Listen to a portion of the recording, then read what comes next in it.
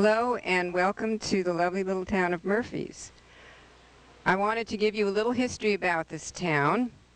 It was originally inhabited by the Miwok Indians. They had tribes all over as far as Nevada that would meet here. This was their favorite spot, and once a year they'd have a powwow. They'd come to trade and to swap stories and play games and have a wonderful time. And this was a little pine-filled valley. And the first white man that they think that came through this area was Jedediah Smith. And that was in 1827. He was on his way over Ebbets Pass to his home. And the first white man who they believe settled in this and named this little town was William Stoutenburg, but somehow his name got misspelled and the town became Stoutenburg, and he did some mining here. And this town at one time, if the Murphy brothers hadn't shown up, it would have been called Stoutenburg. And the Murphy brothers came down with a group of men from the Placerville area, and in the party were George Angel and James Carson. And when they came down to the creek where Angel's Camp is now, George Angel stayed there and named the town after himself. James Carson went further south and found the town of Carson Hill and also named Carson Creek after himself. The Murphy brothers, John and Daniel, came up and settled first in Vallecito and started mining, and that was called Murphy's Old Diggins. They decided to work their way up a little farther, a little closer to the Stanislaus River, and they settled here in this little town and named it after themselves and did their mining here. This town went through several name changes. It was called Murphy's New Diggins, Murphy's Rich Diggins, Murphy's Camp, and finally it became Murphy's. The brothers, especially John, were very enterprising, and John hired or traded with the Indians that were already here to help him mine, and it was almost like his own little enterprise, and the Indians did their mining for him in exchange for blankets and goods because he also had a trading post. And for a while this was just a little tent city. It was also a dry town. John didn't allow any alcohol, and until they left there was no alcohol in this little town. So and to cement relationships further, John married the chief's daughter, and things were going very well. He only stayed for about a year and a half, but when he left, he was the richest man in California, took out $2 million worth of gold. Daniel also took a lot of gold. They went back to San Jose, became very prominent. Now, John took the gold out, but he left one thing behind, and that was the chief's daughter. He went on back to San Jose and married a survivor of the Donner Party, Virginia Reed, and they settled and stayed in that area. Now, I'm going to take you down the street a little bit, and we're going to start our tour at a lovely little Victorian house, and we will go from there.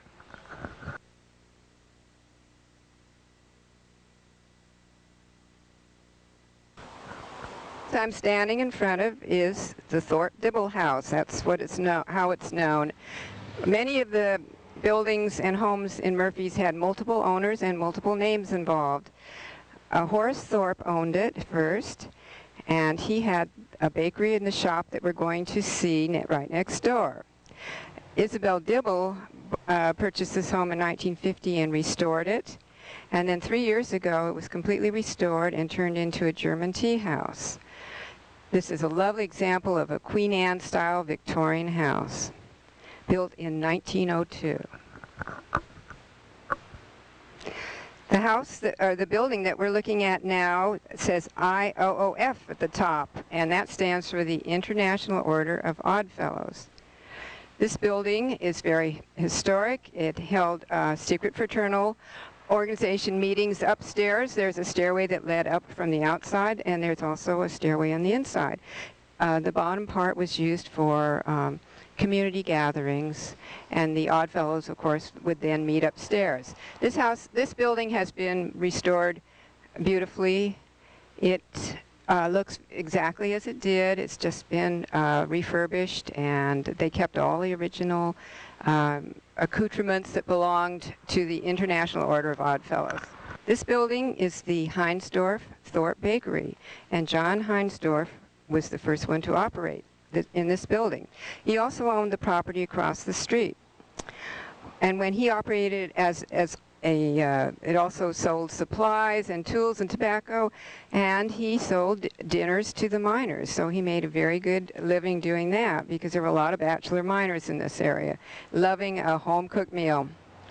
Horace Thorpe operated it as a bakery also, and there was also a man named Mr. March who operated it as a dry goods store, and there was also a Mr. Schworer who operated this store at one time. The buildings are 2 feet thick and made of limestone rubble, but unfortunately this building originally did not survive the first fire, and we're going to talk about that in a minute. This wall is called, it says ECV, Wall of Comparative Ovations, and that stands for Eclampus Vitus. And a man named Joseph Zumwalt was supposed to have been the one who started it in this area. He started it at McCulmy Hill. And it quickly spread to the mining towns, and Murphy's was a real hotbed of Eclampus, or clampers as they're called. And it said that they took very good care of the widows and children, especially the widows.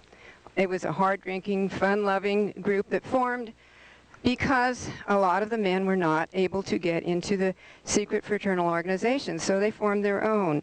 And every man was to have an office of equal indignation, really poking fun.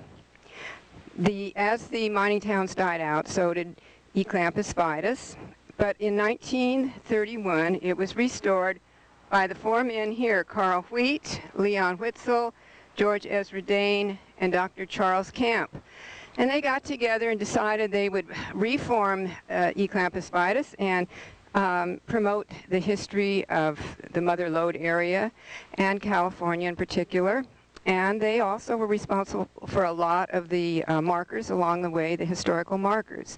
In fact, the one right here in Murphy's was donated by Eclampus Vitus. And they flourished again and had a great time, and there was, again, a good group in Murphy's, but all of that has kind of died down. But for their history, they had a wonderful time.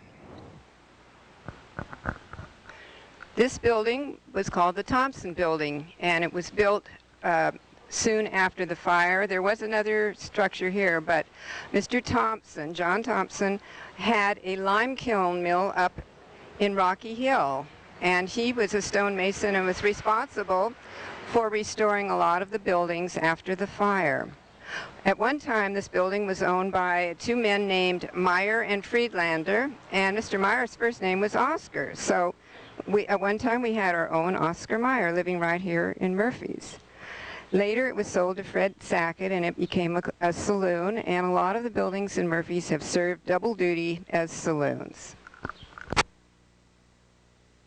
This was known as the P.L. Travers store, built in 1856, and this is the only building that survived all 3 fires in Murphy, so it's kind of our most famous building. The fires in Murphy's, the first one was supposed to have started down at the west end of town at the Magnolia Saloon, and a disgruntled woman employee set the fire. That's what the story says. But whoever said it, nevertheless, it was devastating, and within 45 minutes, most of the town was burned down, certainly on Main Street. Most of the businesses, all of the businesses actually, except for this store. And they feel that it survived because there was probably sand between the ceiling and the roof and the iron doors that shut it off from the fire. After Mr. Travers owned it, it became a store where Riley Center was the postmaster and the Wells Fargo agent. And he operated for quite a while. It had a lot of owners.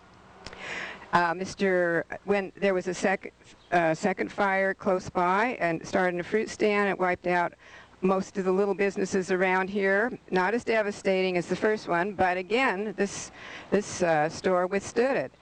And when Mr. Manuel and Garland opened this store, they had a storage shed behind this building. And there was an explosive in it, and they think that perhaps an employee left a candle, and there was a huge explosion behind this house. It again started fires all around, and this building survived that. So this is quite a building. At one time, a man named Jack Morley owned it, and this was later when automobiles were running up and down the streets of Murphy's, and he turned this into a garage. And as you can see, there is an iron bar that runs across the top just above the windows, and he cut out the front of the building, and it did become a garage. And there's a story that when Mr. Morley was the constable, every Halloween someone would steal an outhouse and put it in front of this building, and the people in town always thought that was really funny. And either Mr. Morley had a good sense of humor and never arrested anybody, or he never really found out who did it, so we don't know. But Richard Cokewood, who was a teacher and a historian, bought this building, restored it. He couldn't take out that iron bar, but he did restore it, turn it into a museum, and he and his wife had an apartment upstairs. So we're very lucky that we still have this lovely old building. This building I'm standing in front of was the Roof and Keel Bar Meat Market, and that was 1898. It served for a long time as a meat market. Many of the people who live in town remember it as a meat market. You can see there is a bar that runs right along here that brought in the hides of beef, and then they could hang inside. And in the shop itself, there's still a sign that says Clean Meat Station.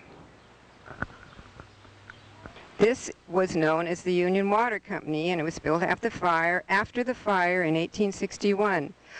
I won't go into great detail about this because I'm going to talk more about it when we get down to the creek in Murphy's Park. But this was the building that was the headquarters of the water that was supplied to the residents of Murphy's. This building was the manual saloon and stone cellar.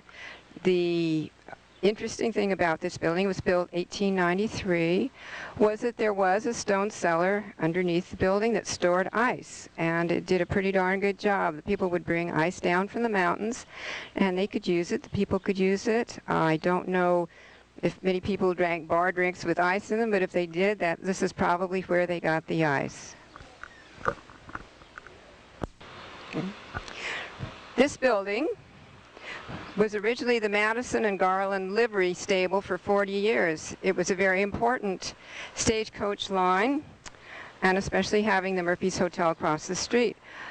The stagecoaches originally had to go down to Stockton and get people that came over from San Francisco and drive all the way up with 2 stops along the way and changing of horses.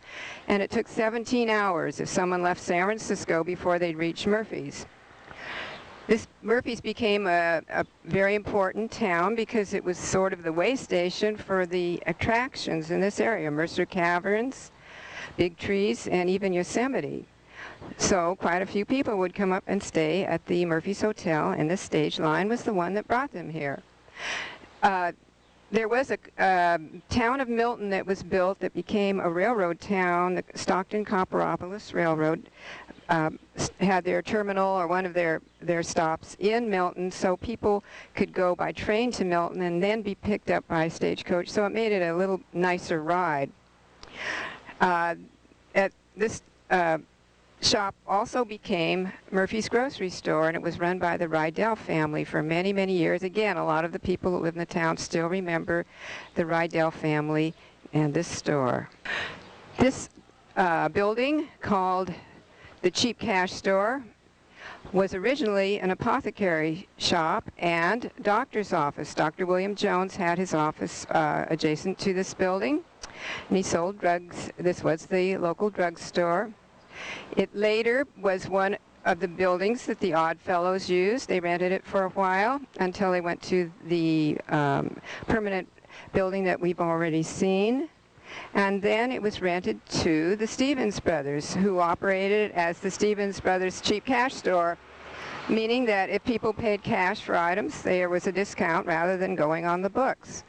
As you can see, this building has gone through some changes, and we have some pictures of what it originally looked like. The The store was painted out along with some old lettering on the front, which was a shame, but that's the way progress goes.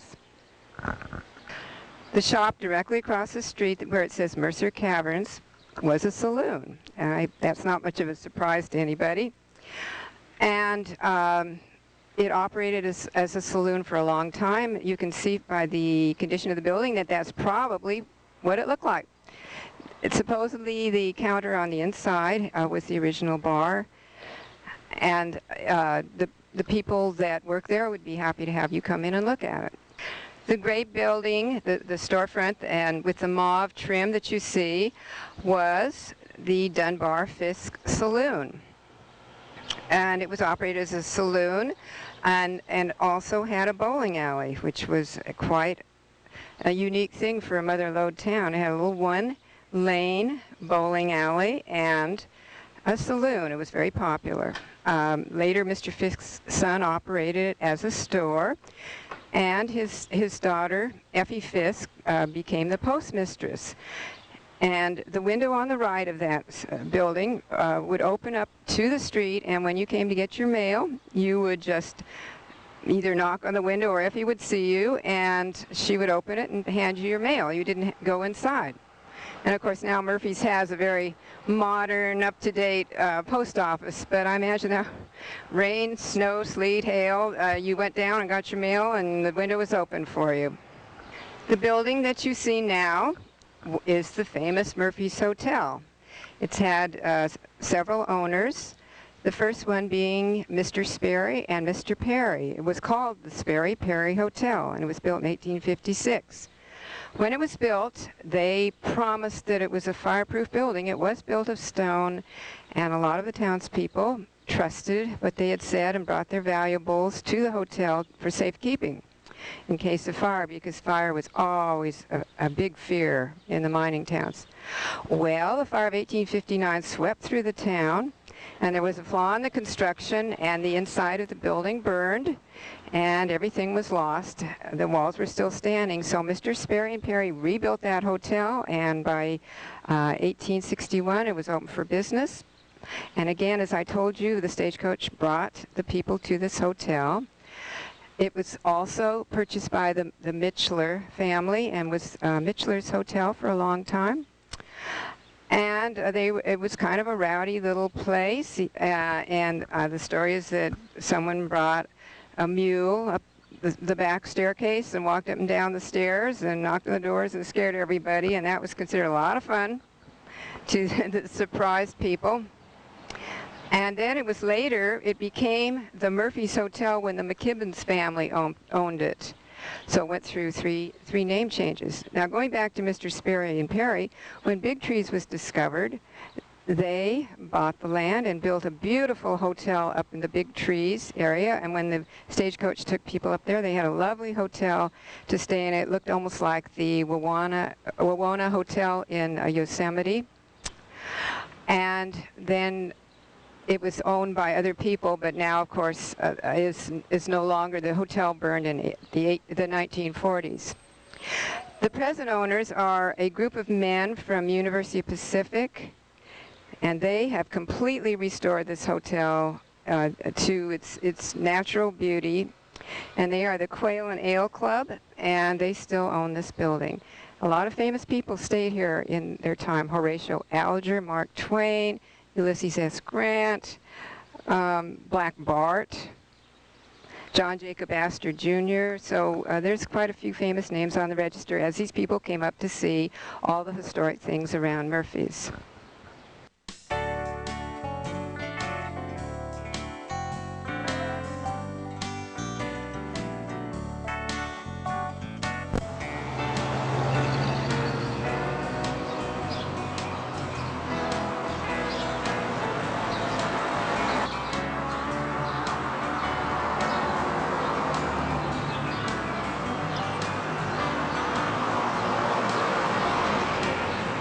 I'm standing in front of Murphy's Pokey. This isn't the original jail that was in Murphy's. The original one was made out of wood and was closer to the creek. This was built in 1915 by 4 men, and it was built by hand. I don't know how much use it had, but supposedly the first inhabitant of the jail was one of the men who built it, who became inebriated. At this point, I'd like to tell you about some of the famous bad men of Murphy's. First one being Joaquin Murrieta, who had a tent, a gambling tent in town. And as you may or may not know, there was a great deal of discrimination against minority people who lived in Murphy's. The people who considered themselves citizens didn't like them being here, didn't like them taking gold away from them. And so they passed a foreign miners tax, which was $20 a month. And that was a very difficult thing for people to pay. And so they eliminated quite a few of the minority groups. But the ones who did stay had a hard time, and Joaquin Murrieta's tent was knocked down, and they hung his brother, a group of men, and he turned to a life of crime and hooked up with Three-Fingered Jack Garcia. And they say that the first people that they killed were the men who hung his brother, and then they went out and they would catch lonely miners and kill them and take whatever gold they had gotten for that day. Of course, this was a very bad thing, and they were hunted down. And the fellow who caught him wanted to prove, this is the story, that he wanted to prove that he had actually caught Joaquin Murrieta, so he cut off his head and cut off the hand of Three-Fingered Jack Garcia, and they were pickled and sent around on exhibit in various areas, and people paid money to go see the head of Joaquin Murrieta and the hand of Three-Fingered Jack Garcia. The mentality of the Old West was if there was a hanging in town, you'd got the kids together and you got a picnic lunch and you went down and had a picnic wherever the area was they were being hung and made a high old time of it. The second, what you want to call bad man, was Black Bart. And he actually stayed at the Murphy's Hotel but didn't live in the area. He was not a young man. He was in his 50s, and he must have been quite agile because he didn't have a horse. And when the stagecoach would take the Wells Fargo box down, he would stand there in a very strategic spot and yell, "Throw down the box." And he had a gun with him, but it wasn't loaded. Of course, they didn't know that. And he always left a poem at the scene of crime, and he would write Black Bart the Poet at the end. So he became quite a legend, plus the fact that he never took anything from the stagecoach passengers. So you can imagine the people that would be going home again would be just praying that Black Bart would hold up the stagecoach so they could experience that. Well, he made a big mistake, and he dropped his handkerchief at the scene of one of the crimes, and it was traced back to San Francisco. And the detective that was following him found where it went, and that his name was Charles Bolton. They caught him, and he was sentenced to 6 years in San Quentin. And when he got out, people were hoping that he would start in again, but he never did. And the third bad man was a local man named Wild Bill Holt. And he would come into town when he was drinking, and he would shoot his gun, and he scared everybody. So people in town weren't really happy with him. And one day there was an argument in front of the hotel, and Bill Fennell shot and killed Wild Bill Holt. The next day, there was a quickie trial, and Bill Fennell was found innocent, and that was the end of that. We're giving you a shot of the inside of the Pokey, and as you can see, there are not too many comforts of home.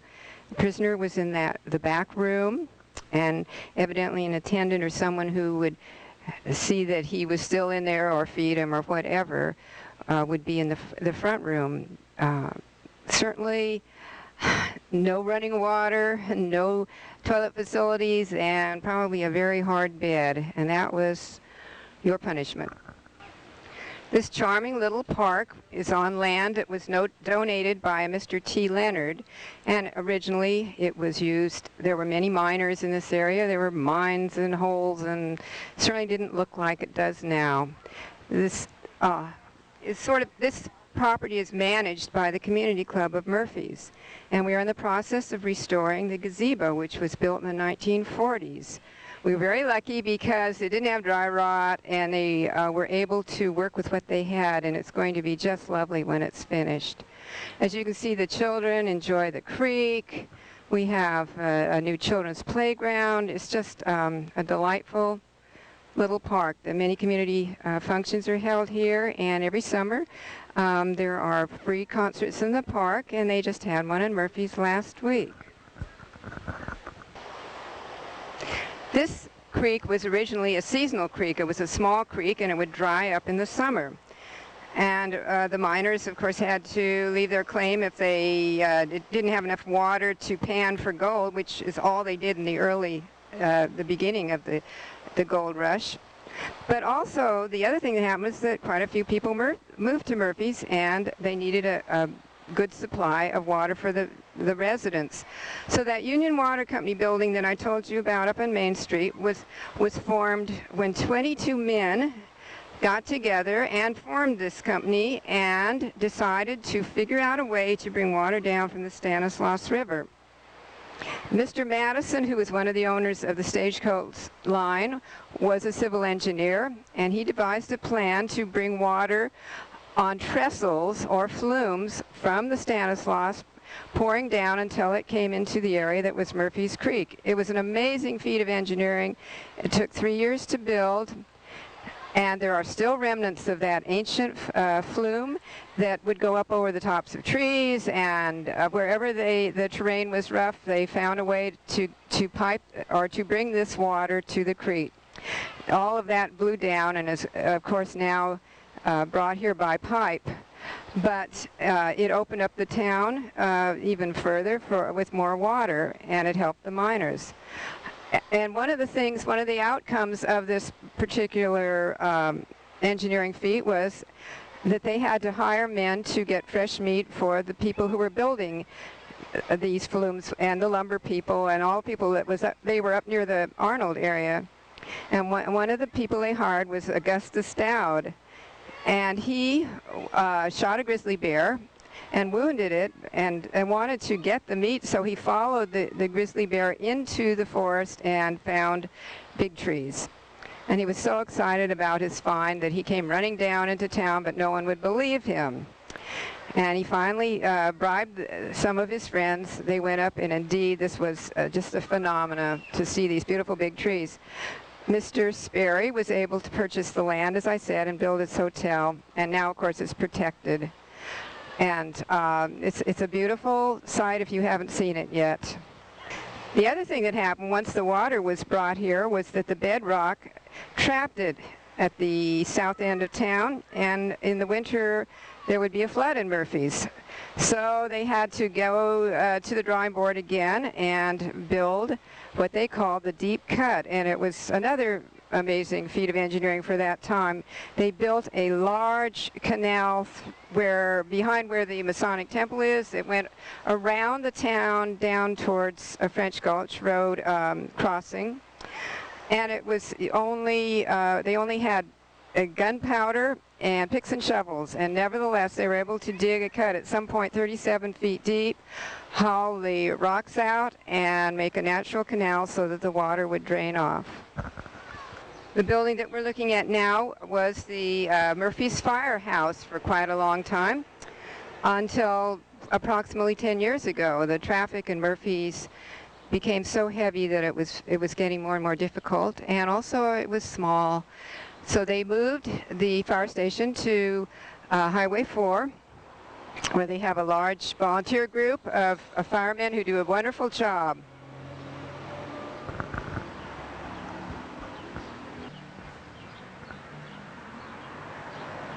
This is the Native Sons Hall.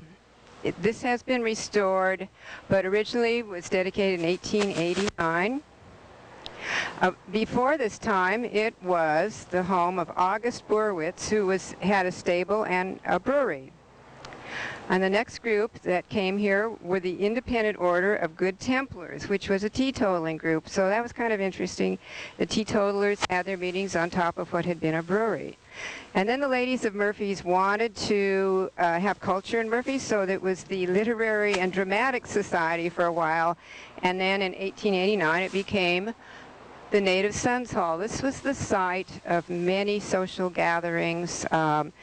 I understand they had dances, and the whole family would go, and they'd bribe the musicians to stay later, and sometimes the dances would go on till 1 or 2 in the morning. They had a wonderful time. And then almost 100 years later, in 1989, it was burned. And I don't know if it was burned to the ground, but it was a very serious fire. And so they restored it. But it looks very much as it did, and it's still used for most of the social functions in town. And it's a very lovely building. We're in front of the old Katamatri grocery store. And to the left, the store was in the stone building, and to the left was originally the house of his family. He did purchase the land next door and build a house in 1909, which is still a lovely, lovely old house in Murphy's, beautifully kept up and restored. The lady who lives there told me a little bit about the town when she was a girl, when there were still horses and buggies. And they would go swimming at the far end of town in the old pump hole. Everybody, all the kids in town would swim there. In the winters, they would go tobogganing, and they did a lot of hiking. And she said life was really good in those days, a lot of fun. People during the Depression took care of each other. There were no bread lines in Murphy's. People grew their own food and their own meat by and large, but the merchants in town also were very helpful and would put them on the list, and if they didn't have the money, and somehow they got through the entire thing with helping each other, and that's what Murphy's is all about. It's a town where everybody knows each other and everybody takes care of each other. This charming little house has, again, multiple names of owners, the Calaveras Chase Mercer House. And Walter Mercer lived here, and he's the man who discovered Mercer Caverns.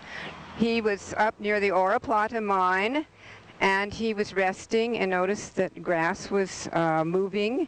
There was some sort of wind making the grass move, and he was able to put his hand down through a hole, and he dropped a pebble and heard that it went way down. And so he went and got a rope and a lantern, and he dug a deep enough hole that he could lower himself into the caverns, which was a pretty brave thing to do, I think.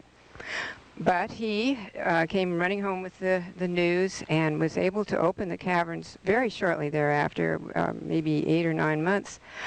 And it became one of our famous attractions up here. The other fellow who lived here was as a boy was Albert Michelson, and he is one of our famous products of Murphy's. He won a Nobel Prize for physics, and they say that his experimentation with speed and light was helpful information to Albert Einstein for the theory of relativity.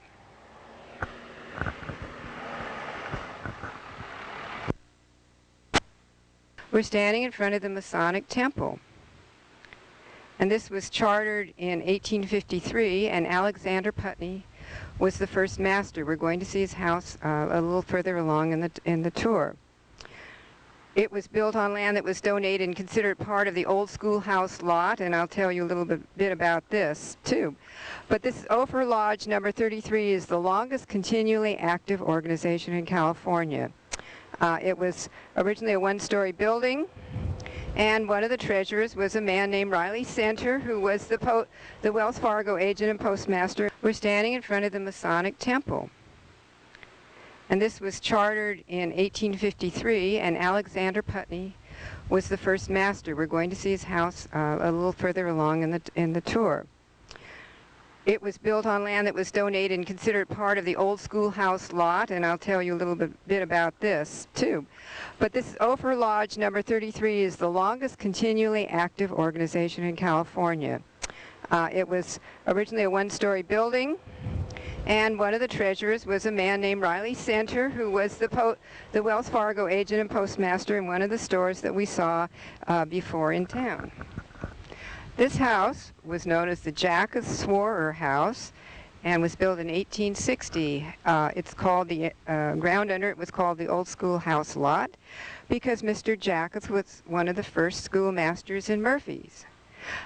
They later tore the school down and built the schoolhouse on the hill, and the lumber was taken and used to build this house for the Schwarer family. It's pretty much like it was. This looks like shiplap siding on the building and a lovely old house in Murphy's. This home was built in 1885, and the owners were, it's called the Center Keel Bar House. And Riley Center, whom I've already spoken of, was again the original postmaster and Wells Fargo agent. And then Keel Bar's Meat Market that we saw earlier. Mr. Keel Bar owned this home too. Under the porch, you see piled stones, and the old homes were built on a stone foundation without mortar, and they just built stone on stone, and that was the foundation. And that's the reason so many of these older buildings sway or have a little tilt to them, because the rock settled, and it gives the house character. This is a lovely home that has been somewhat restored, but not completely, so you get an idea of what it looked like. The home I'm standing in front of is the March House, built in 1883. And Mr. March was one of the owners of that first little store that we saw next to the Victorian House. He lived on Table Mountain Ranch, which is on Pennsylvania Gulch Road, and was once called Brownsville. And there was a little mining town down there also. His wife died, and he remarried. And when he remarried, his new wife decided that Brownsville was just too far from Murphy's, so she wanted to move into town, and he built this home for her for $500. At one time, it was the parsonage for the Congregational church, which we are going to see next. The charming little church that you see there is the Congregational Church of Murphy's. It was dedicated in 1897. It was organized originally by Mrs. Sperry, who was very instrumental in getting a minister to come to Murphy's and start a Congregational church. It was originally owned by the Methodists, and it was a brown one-story building. It was known as the Union Church then. Then it was the Congregational faith took it over and dedicated this lovely church in 1897. The home that we see now is a Gothic revival. It was called the Putney Sperry House, built in 1857. The first owner was an Alexander Putney, who came around the Horn from Maine to San Francisco. And he left Maine. He was a hatter. And when he got to San Francisco, he was a lawyer. I understand that happened a lot in the early days. But Mr. Putney was a very prominent man in town. He even had an opera house with touring companies that would come and use it. He was, I said before, was the first master for the Masonic Temple. The second owner was Mr. Sperry, who was part of the Sperry Perry Hotel. And he owned this home for a while. And then it was also owned by Mr. Fisk, that we mentioned him before, and Mr. Madison, who was part of the Stagecoach line. And so there have been quite a few famous residents that lived here. It has been beautifully restored and has lovely grounds. Now further up the street this is Sheep Ranch Road, and there are two other sites that I would like to talk about. The first one is the Catholic Church. And that was built on the hill because, according to the story, the original house was down behind the cheap cash store. And the miners were sifting through gravel and decided that there was quite a bit of gold underneath that church. And they asked the priest if they could tear the church down, mine the gold, and they would build a church further up the hill. And that's what they did. And it's a lovely church made out of brick from local brick and still standing and used. The other side that was across the street and up the hill a little bit from the Catholic Church was Armory Hall, and that is no longer standing. But that was started because during the Civil War, a militia of young men was formed because they wanted to be patriotic and maybe ready for whatever came. And so they would practice drills up and down the streets of Murphy's. Now, either the residents were tired of having the drills or the weather bothered them. Whatever the reason, they decided to build a hall that when all the doors were opened, it was 172 feet long, and they could practice their drills in the comfort of a building. This also became quite a social place, and when Ulysses S. Grant was in town, he was invited, and they had the wives of the militiamen, and they entertained him, and he evidently had a lovely time. And it was again used for many social functions until it burned down around the 1940s.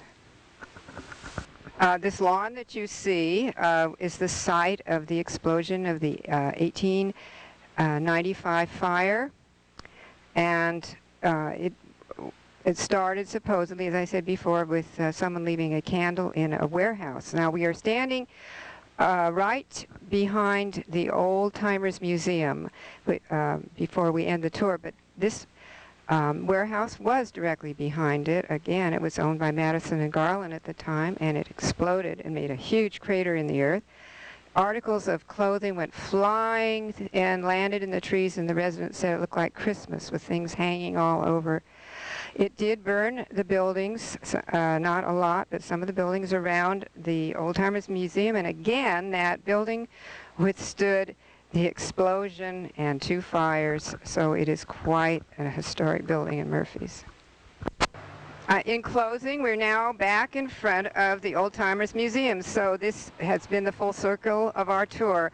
I did want to mention that in 1895, one of the first hydroelectric plants went up here in Murphy's, and in 1927, Murphy's was picked as the ideal climatic site for the Bret Harte Sanitarium for tuberculosis patients. The buildings are still standing, what's left of that.